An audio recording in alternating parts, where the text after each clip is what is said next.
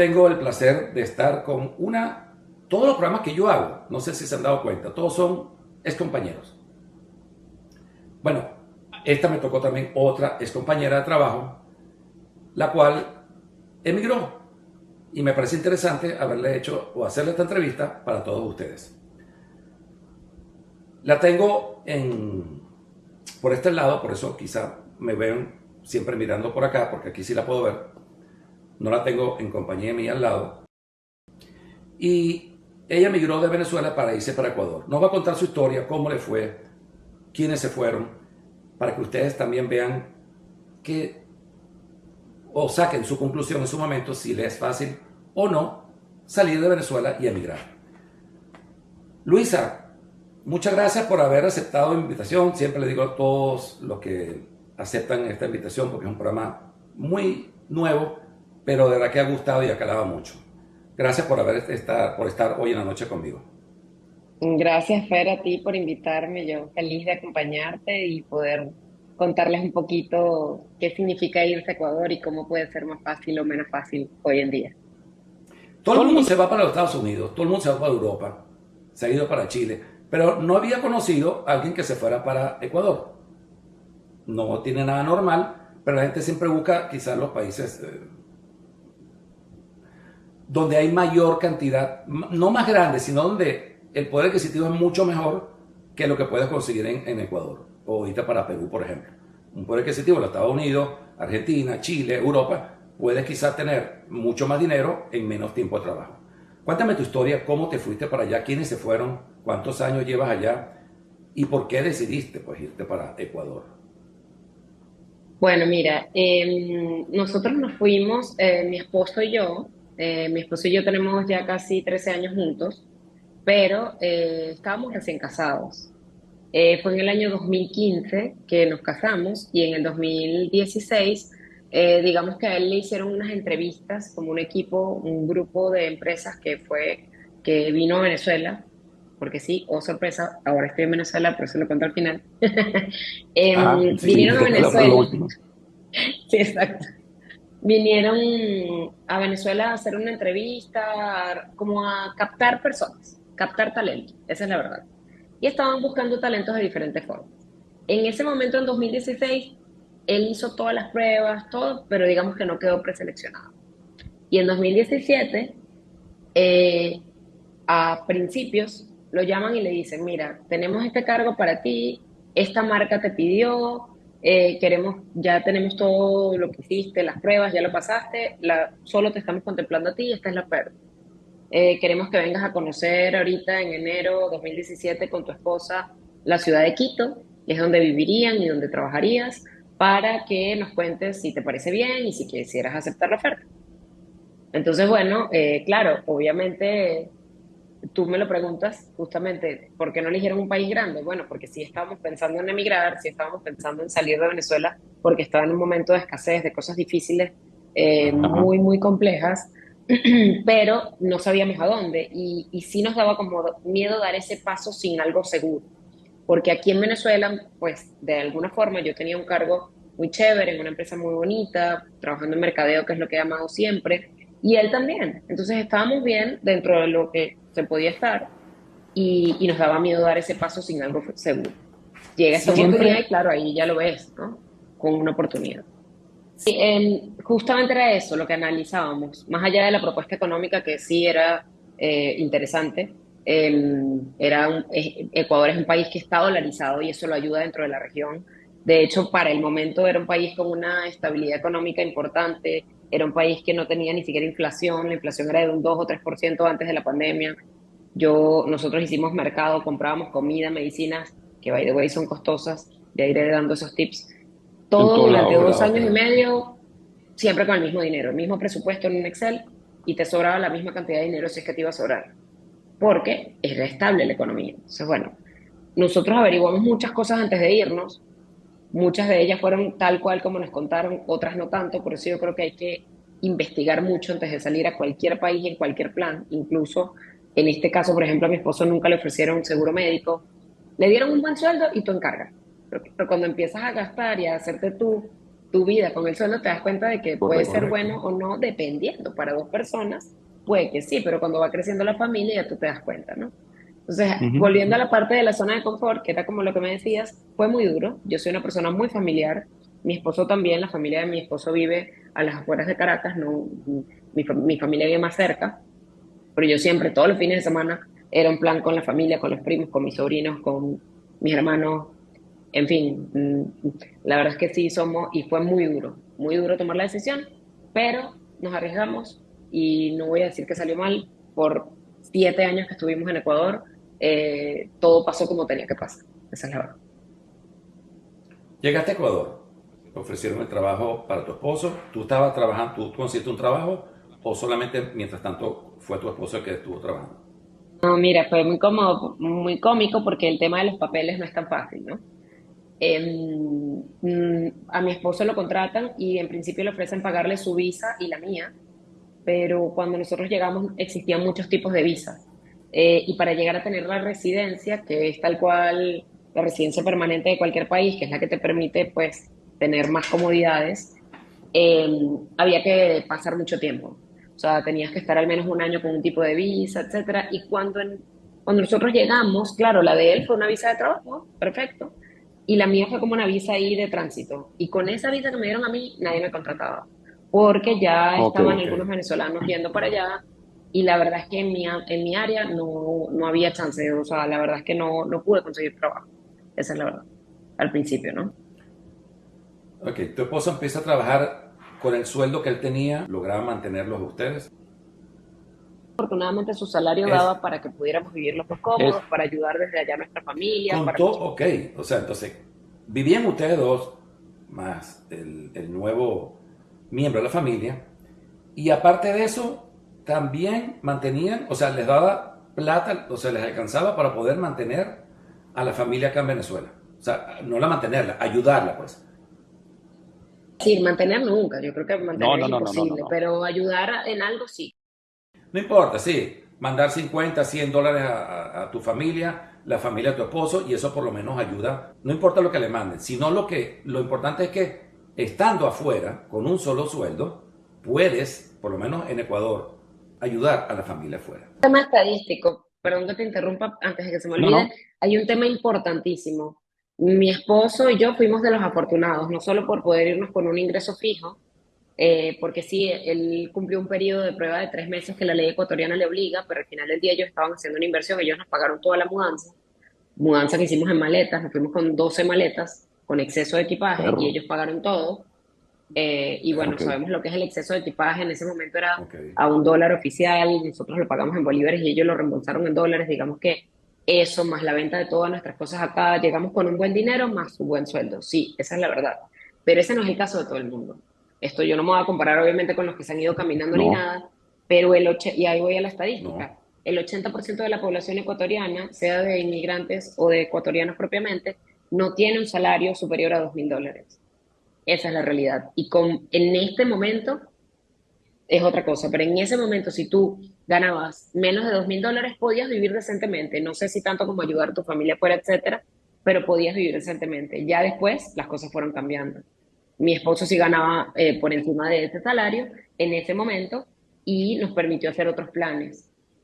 Yo sí creo que es importante y si pudiera corregir algo, es no escuchar tanto lo que dicen los demás, sino llegar y tú hacer tu propia investigación. Porque a nosotros nos habían correcto. dicho, te pongo un ejemplo, no necesitas carro. Sí, es Correcto. verdad, no necesitas carro, allá hay Uber y el Uber es baratísimo. Pero eso no quiere decir que no puedas hacer un plan para comprarte algo. Por ejemplo, hasta que no tienes 3 años abonando al Seguro Social de Ecuador, no te van a tomar en cuenta ni los bancos para darte crédito, ni te van a dar, por ejemplo, si menos comprarte un crédito por una casa, etcétera, tarjetas. De hecho, ahorita debe haber cambiado mucho más, porque la inflación y todo lo que pasó post pandemia en el país, creo que en la región, pero en Ecuador específicamente cambiaron las leyes, cambiaron muchísimas cosas, cambiaron las tasas de interés, cambiaron las condiciones de los bancos. Entonces nosotros ese año que llegó la pandemia justamente cumplía a mi esposo 3 años y le acababan de dar su primera tarjeta de crédito, pero digamos, cuando ya podíamos postular para un crédito de casa, llegó la pandemia y cambió todo. Ya teníamos carro, nos pudimos comprar el carro porque sí, a él con año y medio, dos, ya aportando y moviendo sus cuentas, le ofrecieron tarjeta de crédito y un crédito para un carro. Digamos que eso es una parte de la historia, que el tema de los créditos es algo que de verdad yo no soy experta, cometimos muchos errores, muchos que no vienen al caso, pero creo que lo más importante es que tú trabajes dentro de un presupuesto familiar y ahí voy a contarte lo siguiente, de lo cual sí me siento muy orgullosa, aunque tiempo después se desvirtuó. Nosotros hicimos un Excel cuando nació Diego, nuestro primer hijo que hoy en día tiene 6 años, y en ese Excel yo me acuerdo que había una amiga que se burlaba de mí porque me decía, Luisa, pero ¿cómo es posible que tengas un presupuesto para Diego? Yo Es sacaba que la cuenta de sí, cuánto costaba el claro. pañal, eso, o sea, los pañales, la pediatra, una proyección de lo que Diego iba a necesitar en el mes y eso se le asignaba. Y Humberto, mi esposo, me lo daba a mí y yo iba a la farmacia, a lo otro, y yo era la gestora de ese dinero. Yo Ujú. tenía un sueldo que era para yo comprarme lo que no quisiera y no sentir que le estaba pidiendo dinero a él, por ejemplo. Entonces era aquí un dinero. Y lo demás, lo que no tenía un nombre asignado, quedaba en una cuenta como reporte de ahorro, que al final, otro error, porque al final del día te lo podías gastar en lo que fuera, ni siquiera eran en vacaciones o en, no sé, un futuro, un fondo de ahorro, no, quedaba ahí y se iba gastando. Entonces, pero respetar el Excel al principio nos ayudó a estar muy ordenados y a tener cubierto lo básico. Seguro médico, las cosas de Diego, y la comida, etcétera, ¿no? Ya después fueron sumando carros, etcétera. Me parece muy bien tu preparación, eso que tú llamas una hoja de Excel para poner todo. Sí, hay que poner todo. El niño que está por nacer, la leche, el tetero, los biberones, los pañales. Tú no puedes tener un presupuesto solamente para ti y para tu esposo. Y eso me siento pues muy feliz que lo comente porque poca gente lo aplica. Aquí la gente por lo menos te estoy hablando en los Estados Unidos de lo que yo he visto. No todo el mundo, pero la poca gente que yo he visto, que hablo con ellos en la calle mientras estoy en el trabajo, me hablan de eso. Yo necesito un presupuesto de $3,000. Pero bueno, ¿por qué? No voy a entrar en detalles de cuánto tú puedes vivir aquí en los Estados Unidos, pero yo digo, 3,000 me parece mucho. Bueno, pero es que la persona quiere tener los mejores lujos y quiere comer, no sé, en restaurantes y quiere mantener un estatus que tenía en Venezuela. Por eso me parece muy bien esa acotación que hiciste sobre el Excel. Y así tienen que hacer ustedes, organizarse. Y cada gasto que tengan, el bombillo que apagaron y prendieron, tómenlo en cuenta. Y si tienen un presupuesto de $1,000, súmele 300 más adicional. Eso haría yo, no sé qué opinas. No, totalmente. Y cuando dejas de hacerlo, vienen los errores, porque también nos pasó, no somos perfectos. Hoy en día todavía estamos aprendiendo muchas cosas. Yo no pude trabajar, nació Diego, y cuando Diego nació, no lo cubrió el seguro médico. Tuvimos que usar nuestros ahorros y hubo una proyección de un Excel también que hizo mi esposo para explicarme, mira, si vamos o sea, este es el camino al parto, el roadmap al parto de Diego, y así vamos a cubrir los gastos. Después Diego se adelantó, nació y estuvo en terapia intensiva un par de días, eso costó un poco más, pero no importa porque afortunadamente lo pudimos cubrir. No te voy a mentir, el día que estábamos pagando el checkout de la clínica fue como, Dios mío, que nos alcance, o sea, porque además estábamos solos, Fer, no estaba ni, o sea, mi mamá ya estaba ahí, pero no en la clínica porque fue todo muy loco y tampoco es como que ella me iba a poder ayudar económicamente, pero era, si No, no nos claro. alcanza, ¿a quién vamos a llamar? Pero afortunadamente nos alcanzó, y pudimos pagar y todo eso, y sí fue un momento de tensión, luego ya con un bebé recién nacido y prematuro fue otro reto, y pasaron Coño, sí. unos 2 o 3 meses. Coño, sí. En esos 2 o 3 meses mi depresión postparto me ganó. En Ecuador los esposos regresan a trabajar prácticamente de inmediato, aun cuando es cesárea. La ley, te digo, es diferente.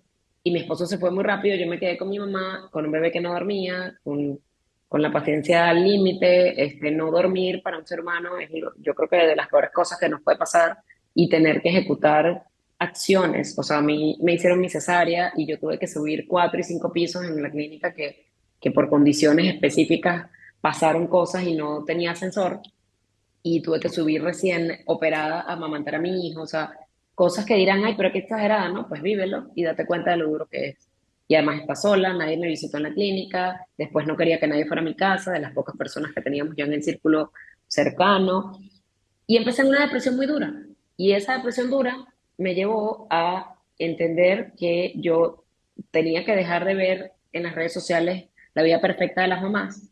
Estaba como exhausta de ver lo mismo, de la mamá con la fotito y el hijo, pero, mi hijo duerme toda la noche, mi hijo no sé qué, y yo, pero el mío no. Entonces el mío tiene algo malo, ¿qué pasa con mi bebé?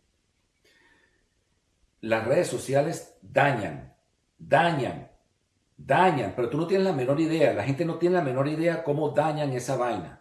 En todos los aspectos. A ti te dañó y a todo el... Bueno, no quiero hablar de las cuestiones políticas, pero la gente se envenena Que hay un mal uso, ¿no? porque O sea, hay un mal uso y siempre la fuente, ¿quién lo dijo? Bueno, yo lo vi en Facebook.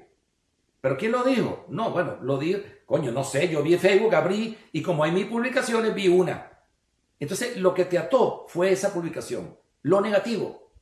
Y si no, entonces, ¿cómo te pasó a ti? Lo positivo. Ay, la mamá bonita con el bebé. Sí, ¿el bebé qué? No hay que cambiar el pañal, no caga, no llora, no. Todo pasa igual. es que eso es lo que te iba a decir, o sea, todo está, hoy en día yo ya trabajo con eso, o sea, yo trabajo en una agencia donde estoy manejando marketing a nivel de lo que es digital, pero la personalidad de una marca va detrás de, ¿no? O sea, tú no vas a ir a mentir a una gente, tú vas a mostrar, por ejemplo, no sé, tienes este cepillo y la fortaleza de este cepillo y vas a decir todo lo que está aquí. No lo vas a decir para perjudicar a otro cepillo, ¿no? En cambio, con los seres humanos y en las marcas personales, eso es lo que pasa.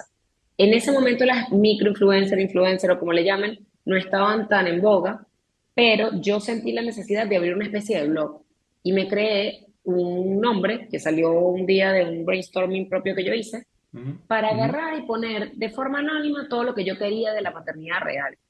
Yo, qué horror, o sea, tú ves, no sé, los 10 primeros posts y decía, mm, hoy no dormí, qué horrible esto, es lo peor que me pasa, o soy la única que lo vivo, o sea, eran como preguntas retóricas al aire. Y ni mi esposo sabía que yo había abierto eso.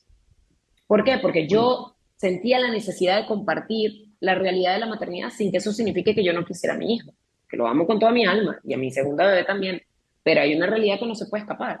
Entonces yo me sentía sola, ya mi mamá se había regresado a Venezuela, las dos o tres amigas que tenía ya no eran tan cercanas. Sí, aún así, hoy en día, gracias a eso, hice una red de mamás y todo eso, pero digamos que en ese momento me sentía desesperada. Y mi esposo trabajando, a veces llegaba del trabajo, yo estaba en pijamas, llorando, con todo regado, y no había hecho no sé, ni el almuerzo o la cena, porque yo estaba sola con todo. Entonces, ser inmigrante tiene un trasfondo, porque aun cuando puedas tener resuelto el tema monetario, que en ese momento sí no era un reto para nosotros, afortunadamente, bueno, tienes otras cosas. Y habrá gente que te diga, pero ¿por qué te quejas? ¿Lo tienes todo? No, me faltaba mi familia, aquí tengo un montón de tías, Uh o -huh. sea, es decir, hubiese estado feliz con mi gente alrededor y pude canalizarlo a través de este blog que creé, blog que hoy en día y a través de los años ya le he dado una cara, una forma, una marca personal, una mamá sin tabú, así me llamo, y sigo hablando hoy en día de la realidad de la maternidad, sin tapujos, sin mucho tema, dos o tres marcas que se me han acercado, sí, las he representado, pero cuando me siento como identificada, porque para mí la naturaleza de mi blog sigue siendo el mismo de de aquella mujer de 30 y pico de años que estaba ahí sentada sin saber qué hacer más que ver una maternidad perfecta en todas partes. Entonces, ese fue mi trabajo principal. Me dediqué a mi hijo. Muy Estuve un bien. año y medio en mi casa con mi hijo y fui muy afortunada de poder hacerlo porque, como te digo, pues sí, nos daba el sueldo de mi esposo, pero, pero bueno, como quien ¿Pudiste? dice, ¿a qué costo? Y créeme lo que tú me estás diciendo, Luisa, te entiendo perfectamente. Lo entiendo perfectamente. Me imagino y sé lo que es vivir lo que tú viviste. Eso te genera una ansiedad, te genera una cantidad de cosas que te sientes como que no quiero ni siquiera bañarme, no quiero abrir la puerta, no quiero ver la luz del sol, o a lo mejor si la quieres ver, no sé, o quiero que sea de noche rápido, porque de noche sientes como que una protección en la casa que no quieres que amanezca, porque cuando amanece, no sé, a mí me ha pasado eventualmente, pero sí sé que eso genera una ansiedad muy fuerte. Sí. ¿Saliste? ¿Cuánto te tomó salir de allí? ¿Tuviste algún tratamiento médico o psicológico o alguien te ayudó? ¿O simplemente tú con tus páginas de blog o haciendo tu programa lograste? Logré con un tratamiento que sí hice algo. ¿Cómo lograste salir de ese lugar donde estabas abajo, hundida? con mi blog, sí. Una amiga que quedó embarazada a la misma vez, su bebé nació 3 meses que yo, más que, o sea, 3 meses después que el mío, y entre las dos nos dimos apoyo. Sin ella seguramente yo no hubiese podido avanzar, estoy segura Qué de eso. bonito. Ella fue un gran apoyo para mí. eh, y Qué nada, bien. no, en ese momento yo ni siquiera consideraba medicarme o ir a algo, no, en ese momento no. Creo que lo canalicé hablando con mi esposo, llevando las cosas. Bueno, obviamente no voy a mentir, él también me consentía mucho y dentro de lo que, bueno, estábamos solos, entonces nos dábamos ciertos gustos económicos que pudieran un poquito, tú sabes, como reemplazar lo otro, ¿no? Por Sí, decirlo de alguna sí, manera. lo que no tenías en Pero, ese momento, eso te ayudaba, es verdad. pero digamos que ese vacío nunca se llena. O sea, yo tengo mis recuerdos de estar sola en casa. Es más, me acuerdo un día una anécdota muy graciosa de que mi hijo se cayó estando normal, sí, un día. Y ese día llegó mi esposo y me dijo, yo creo que ya es hora de meterlo en una guardería porque tú no puedes con él. Y yo le dije, ¿cómo que yo no puedo con él? Tú no sabes lo que es estar aquí todo el día. Así como yo tampoco sabía lo que era ir a trabajar, ¿no? Esa es la otra cara de la moneda que me permite también contar, aunque mi esposo no está aquí. Él fue, dio la cara siendo venezolano en una empresa de unas 20 personas. Él llegó a ser el gerente o el jefe. Llegó, hola, soy el jefe, pero nunca con esa actitud soberbia ni nada, sino muy, voy a aportar mi conocimiento para organizar esto, para dar el Eso es, servicio al cliente que me pidió, que me trajo. Se hizo Eso es. compañero, se hizo el aliado, tanto del lado del cliente como de sus compañeros de labores. Y fue, o sea, como que al mes ya llevó unas arepas a la oficina y puso a todo el mundo a comer arepas y a probarlas. O sea, mira qué trató bien. de fluir, Un buen ¿no? líder. Allí yo creo que todos cometemos errores, pero en el caso de él, la verdad es que siempre fluyó todo mucho, tuvo una confianza muy bonita con su equipo, hizo el trabajo para el que lo contrataron y hasta más. Sí tuvo algunas diferencias con la empresa para la que trabajó en algún punto, porque bueno, pasaban cosas como un poco extrañas y ese proceso, Fer, de adaptarte, tú toda la vida trabajaste en un país y conoces la ley de ese país y luego te vas y tienes que ir a conocer esa otra ley. Te vas Conoces nada. llevando Ujú. sorpresas, claro, no conoces nada al final. Te vas llevando sorpresas de, pero es que, este punto, bueno, ok, bueno, sí. Pero, y así vas, aprendiendo sobre la marcha la ideología, la forma de hablar. Nosotros nunca cambiamos nuestro acento, pero sí adoptamos una que otra palabra porque cómo no, y la gente que se burla de quienes estamos fuera, pues hay que hablar así, porque es que si no, no te entienden. No, lo que pasa es que la gente critica y eso lo critico yo también, pero no es tu caso. Critico en la gente que se va para Argentina, tiene un año en Argentina, y te dice, viste, yo estaba en Venezuela cuando estuve en Venezuela, pero ya va, ¿cuántos años tienes tú aquí en Argentina? Y bueno, tengo 2 meses, ¿viste? Entonces, eso es lo que yo critico. El sueldo alcanzó, me dice que con solo tu marido alcanzó para poder vivir allá. Ya me dijiste antes que también con $2,000 de sueldo, una persona ya puede vivir.